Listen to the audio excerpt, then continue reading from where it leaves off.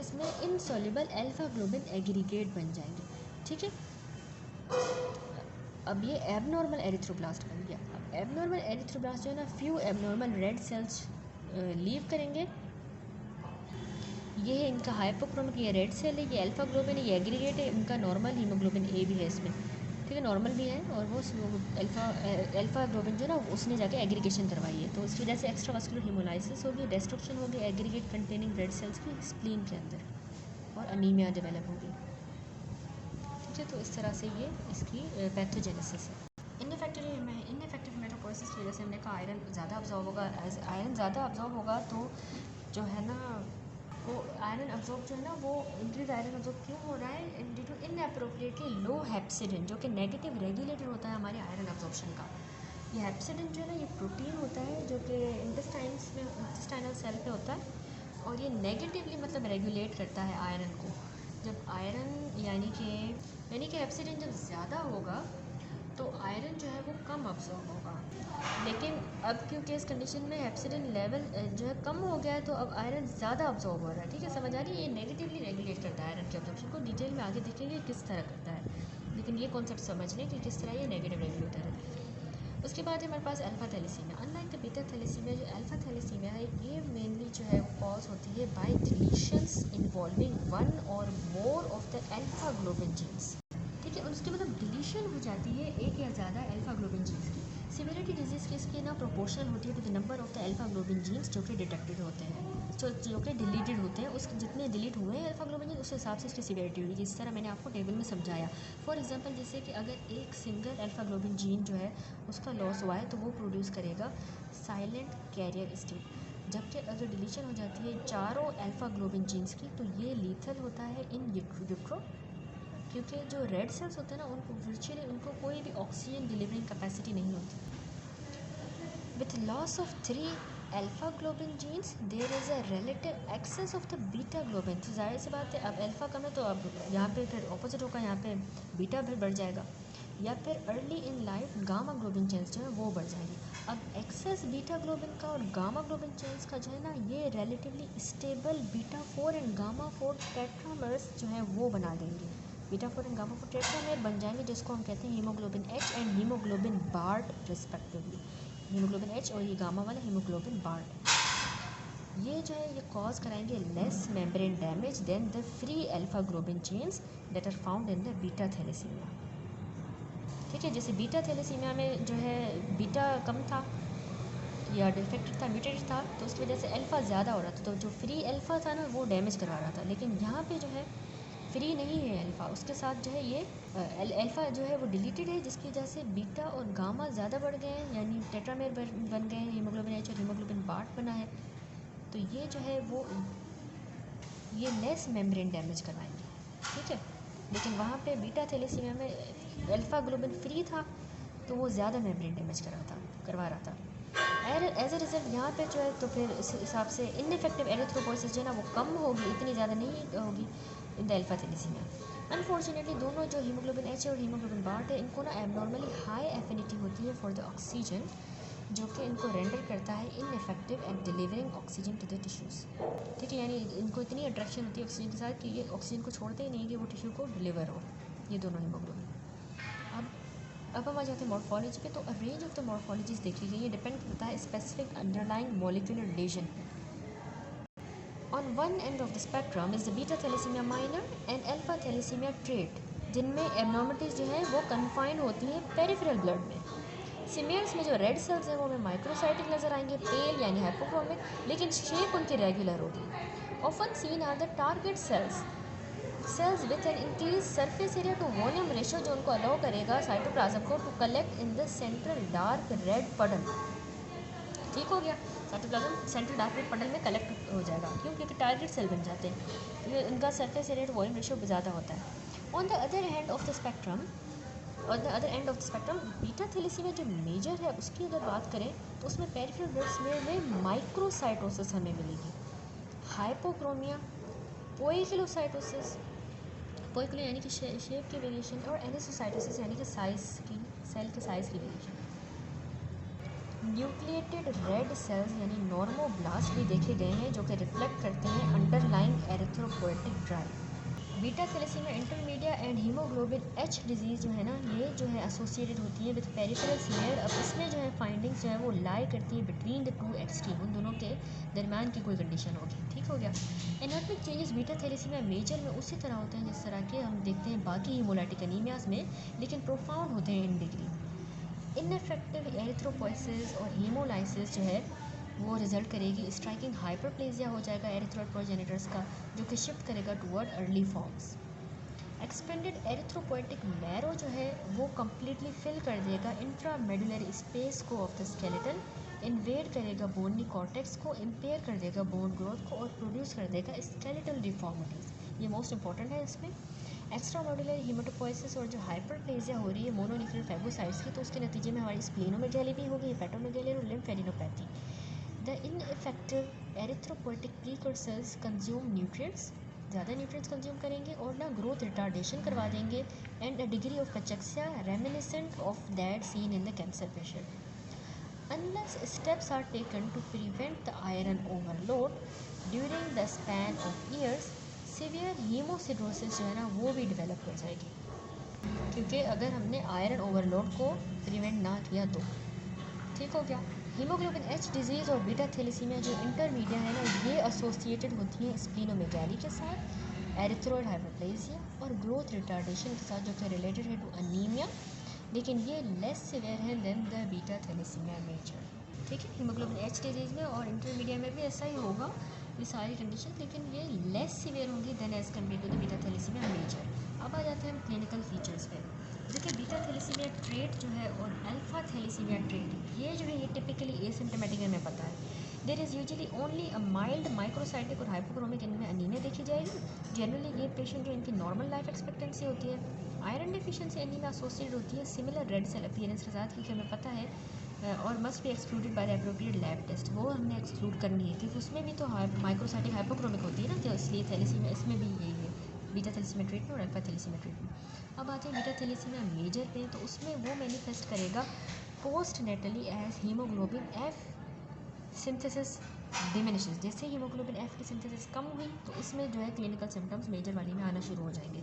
जो अफेक्टेड बच्चे होते हैं ना उनमें ग्रोथ रिटार्डेशन होगी, जो कि इन्फेंसी में हो जाती है। ये सस्टेन्ड होते हैं बाय ब्लड ट्रांसफ्यूजन्स, जो कि इम्प्रूव करेगा अनीमिया को और रिड्यूस स्केलेटल डिफॉर्मिटीज़ को, जो कि एसोसिएटेड है एक्सेसिव एरिथ्रोपोइसिस के साथ। ज़्यादा एरिथ्रोपोइसिस हो रही थी तभी तो स्केलेटल डिफॉर्मिटीज़ हो रही थी, तो हमने उनके लिए ट्रांसफ्यूजन करनी होगी। With transfusion alone survival into the second और थर्ड डिकेड पॉसिबल है, लेकिन सिस्टेमिक आयरन ओवरलोड जो है ना वो ग्रेजुअली डेवलप करेगा owing to inappropriate uptake of iron from the gut. ठीक है, बहुत ज़्यादा आयरन का अपटेक होगा गट से और आयरन ओवरलोड होगा। आयरन लोड जो है ना वो ट्रांसफ्यूज रेड सेल्स में हो जाएगा। ठीक है, यानी कि ट्रांसफ्यूज रेड सेल में भी बहुत ज़्यादा आयरन है और गट से भी बहुत ज़्यादा आयरन का ओवरलोड होगा। तो अनलेस द पेशेंट को हम ट्रीट कर रहे हैं एग्रेसिवली आयरन चीलेटर्स के साथ, मतलब जब तक हम उनको आयरन चीलेटर्स के साथ ट्रीट ना करें तो उनको कार्डियक डिस्फंक्शन हो सकता है। क्यों? सेकेंडरी हीमोक्रोमेटोसिस की वजह से, जो कि इनएविटेबली डेवलप कर रही है और ऑफन फैटल है इन द सेकंड या third decade of the life में। When feasible hematopoietic stem cell के ट्रांसप्लांटेशन जो है ना एट एन अर्ली एज, ये ट्रीटमेंट ऑफ चॉइस होता है अर्ली एज में। हीमोग्लोबिन एच डिजीज़ पे अब हम आते हैं, तो हीमोग्लोबिन एच डिजीज़ और जो बीटा थैलेसीमिया इंटरमीडिया जो है ना, ये इतनी सीवियर नहीं है जितना कि बीटा थैलेसीमिया मेजर है, क्योंकि इम्बैलेंस अल्फा का और बीटा ग्लोबिन चेन सिंथेसिस का इतना ज़्यादा नहीं होता और हेमेटोपोइसिस इफेक्टिव होती है। अनीमिया इनमें मॉडरेट सीवियरिटी की होती है और पेशेंट जो है ना वो ज़्यादातर ट्रांसफ्यूजन भी रिक्वायर नहीं करते। प्लस आयरन ओवरलोड जो है ना वो कॉमन है बीटा थैलेसीमिया मेजर में, लेकिन यहाँ पे वो रेयरली देखा गया है। अब कहता है कि डायग्नोसिस बीटा थैलेसीमिया मेजर की स्ट्रॉन्गली सस्पेक्टेड है on the clinical ground. Haemoglobin electrophoresis जो है ना वो शो करेगा प्रोफाउंड रिडक्शन या कमी मिलेगी हमें हीमोग्लोबिन ए में। ठीक है, हमें हीमोग्लोबिन ए कम मिलेगा या एब्सेंट मिलेगा और हीमोग्लोबिन एफ का लेवल हमें जो है वो ज़्यादा बढ़ा हुआ मिलेगा। अब हम ये डायग्नोज कर रहे हैं तो हमें ये मिलेंगी फाइंडिंग्स। दूसरा, हीमोग्लोबिन A2 का जो लेवल है ना वो नॉर्मल भी हो सकता है, बढ़ा हुआ भी हो सकता है। ठीक हो गया। Similar but less severe changes जो है वो नोट किए गए हैं पेशेंट में जो अफेक्टेड है with beta thalassaemia intermedia. Prenatal diagnosis जो है अब वो बीटा थैलेसीमिया की चैलेंजिंग है, लेकिन वो हम स्पेशलाइज सेंटर्स में बाय डीएनए एनालिसिस कर लेते हैं। इनफैक्ट थैलेसीमिया जो पहली डिजीज़ थी जो कि डीएनए बेस्ड टेस्ट से डायग्नोस की गई, opening the way of first for the field of molecular diagnostic. Diagnosis beta thalassaemia minor की अगर बात करें तो वो भी हम हीमोग्लोबिन इलेक्ट्रोफोरेसिस से करते हैं, जो कि टिपिकली शो करता है reduced level of haemoglobin A, यानी अल्फ़ा टू बीटा टू हमें कम मिलेगा उसमें, और इंक्रीज लेवल मिलेगा हमें हीमोग्लोबिन A2 का, यानी अल्फ़ा टू और डेल्टा टू बढ़ा हुआ मिलेगा। ठीक है, यहाँ पे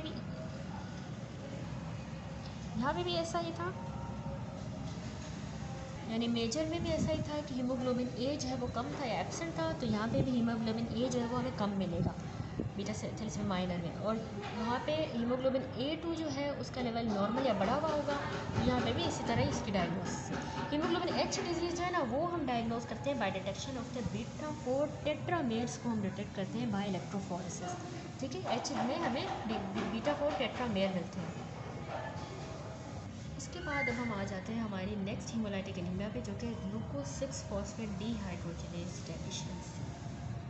रेड सेल्स जो है ना ये कॉन्स्टेंटली एक्सपोज होते हैं दोनों एंडोजीनस और एक्सोजीनस ऑक्सीडेंट्स को। ठीक है, कॉन्स्टेंटली हमारे रेड सेल्स एक्सपोज होते हैं, जो कि नॉर्मली इनएक्टिवेट हो जाता है। क्या इनएक्टिवेट हो जाता है? ये एंडो और एक्सोजीनस जो ऑक्सीडेंट्स है ना ये नॉर्मली इनएक्टिवेट हो जाते हैं बाय रिड्यूस्ड ग्लूटाथायोन की मदद से। अब ऐसी एब्नॉर्मलिटीज़ जो अफेक्ट करें एंजाइम्स को, उन एंजाइम्स को जो कि हमारी ग्लूटाथायोन की सिंथेसिस के लिए रिस्पॉन्सिबल होते हैं, अगर उन एंजाइम्स में कोई एब्नॉर्मलिटी आ जाती है तो हमारे जो रेड सेल्स हैं वो तो वल्नरेबल होंगे to the oxidative injury and hemolysis हो जाएगी उनकी। समझ में आई? By far the most common of this condition में है ग्लूकोज 6 फॉस्फेट डीहाइड्रोजिनेज की डेफिशिएंसी। ग्लूकोज 6 फॉस्फेट डीहाइड्रोजिनेज जो है ना ऑन द क्रोमोसोम नंबर 10 पे होता है। More than 400 glucose 6 phosphate dehydrogenase variants identify हो चुके हैं, लेकिन कुछ जो है वो सिर्फ एसोसिएटेड है विद द डिजीज़। एक ग्लूकोज 6 फॉस्फेट डीहाइड्रोजिनेज ए नेगेटिव जो कि कैरी होता है approximately 10% black males in the US में। ग्लूकोज 6 फॉस्फेट डीहाइड्रोजिनेज ए नेगेटिव को नॉर्मल एंजाइमेटिक एक्टिविटी है, लेकिन डिक्रीज्ड हाफ लाइफ है इसकी। ठीक है, इसकी हाफ लाइफ मतलब कि कम है, एंजाइमेटिक एक्टिविटीज़ की नॉर्मल है, क्योंकि रेड सेल्स जो है वो सिंथेसाइज नहीं करते प्रोटीन्स को। जो तो ओल्डर जो G6PD ए नेगेटिव रेड सेल्स होंगे ना वो अब प्रोग्रेसिवली डेफिशिएंट हो जाएंगे इन एंजाइम एक्टिविटी एंड ग्लूटाथायोन। तो फिर ये इनको रेंडर करेगा ओल्डर रेड सेल्स को more sensitive to oxidant damage. ठीक है, ग्लूकोज 6 डीहाइड्रोजिनेज कमी हो गई है, डेफिशिएंसी है, तो उसकी वजह से इसकी जो है एंजाइम एक्टिविटी कम होगी और ग्लूटाथायोन कम होगा, तो रेड सेल को ऑक्सीडेंट से इंजरी का खतरा है। ठीक हो गया। अब इसकी पैथोजेनेसिस पे आते हैं कि ये कैसे होता है। तो ग्लूकोज 6 फॉस्फेट डीहाइड्रोजिनेज डेफिशिएंसी ना एसोसिएट होती है transient episode of the intravascular, अब इसमें हेमोलाइसिस होगी। ये मोस्ट इंपॉर्टेंट पॉइंट याद रखनी है आपने, इसमें इंट्रावास्कुलर हेमोलाइसिस होगी जो कि होती है by the exposure to an environmental factor, जिसमें इन्फेक्शियस एजेंट भी आ जाते हैं या ड्रग्स आ जाती हैं जो कि प्रोड्यूस करेंगी ऑक्सीडेंट स्ट्रेस। इनक्रिमिनेटेड ड्रग्स जिसमें एंटी मलेरियल्स आ जाती हैं, जैसे कि primaquine, sulphonamides, nitrofurantoin, phenacetin, aspirin, large doses में, और विटामिन के डेरिवेटिव्स। ठीक हो गया। मोर कॉमनली एपिसोड्स हीमोलाइसिस के जो है ना वो ट्रिगर होते हैं बाय इन्फेक्शन, यानी इन्फेक्शन होगा तो हीमोलाइसिस होगी, जो कि इंड्यूस करेगा फैगोसाइट्स को to generate oxidants as part of the host response. ठीक है, फैगोसाइट्स अपने as a part of the host response oxidants generate करता है। अब ये ऑक्सीडेंट्स जो है ना, जैसे कि हाइड्रोजन परऑक्साइड हो गया, ये नॉर्मली हमारा ग्लूटाथायोन्स की मदद से जो है वो सोक्ड अप हो जाता है और कन्वर्ट हो जाता है ऑक्सीडाइज ग्लूटाथायोन में इन द प्रोसेस। लेकिन क्योंकि रीजनरेशन ग्लूटाथायोन की हमारी इम्पेयर हो गई है, क्यों इम्पेयर हो रही है? क्योंकि G6PD की डेफिशिएंट है, पेशेंट को डेफिशिएंट सेल है।